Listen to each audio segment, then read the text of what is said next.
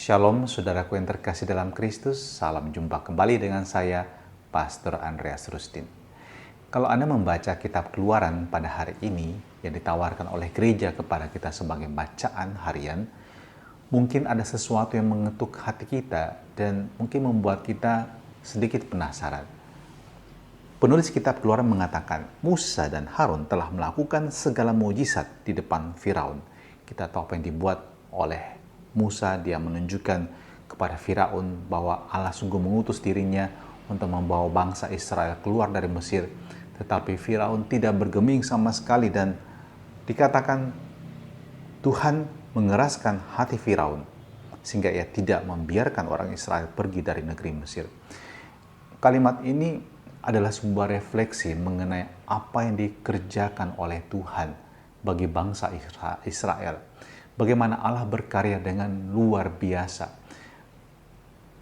Tidak segalanya berjalan dengan mulus dan mudah begitu saja bagi perjalanan hidup bangsa Israel. Mereka tidak keluar meninggalkan Israel dengan serta-merta. Firaun dengan bermurah hati memberikan jalan bagi mereka, membekali mereka dengan ternak, dengan emas, atau apapun yang mereka butuhkan. Tidak. Tetapi bangsa Israel harus berhadapan dengan hati Firaun yang begitu keras bagaikan batu. Dan di sini kita bisa melihat bagaimana Allah bekerja. Allah tidak menciptakan situasi yang serba mudah bagi bangsa Israel. Bangsa Israel harus berjuang. Berjuang untuk melewati masa-masa yang sulit dalam perjalanan mereka sebagai bangsa. Dan kalau kita merefleksikan hidup kita, betapa banyak pengalaman hidup kita di mana kita juga berhadapan dengan situasi yang sulit. Dan kita juga mau supaya Tuhan terlibat dalam hidup kita dan memudahkan segalanya. Kita berdoa dan doa kita langsung dikabulkan. Tapi Anda tahu betapa banyak juga pengalaman hidup kita, hidup saya dan Anda yang menunjukkan kerap kali kita tertatih-tatih berjalan. Kadang-kadang kita juga merasa kehilangan harapan. Kita merasa tantangan itu begitu besar di depan kita. Tetapi seperti Allah menunjukkan kepada Firaun bahwa dia bisa melakukan segalanya dengan caranya, demikian juga yakinkan pada diri Anda. Katakan diri Anda jika Anda juga mengalami kesesakan. Anda mengalami situasi yang sulit. Anda terhimpit. Ingatkan diri Anda. Allah mampu bekerja dengan caranya.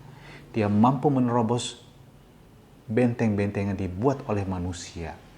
Situasi yang sulit yang Anda hadapi, Ia dapat ubah itu semua. Dan Ia akan menunjukkan kemenangannya atas apa yang kita hadapi, atas persoalan yang kita hadapi.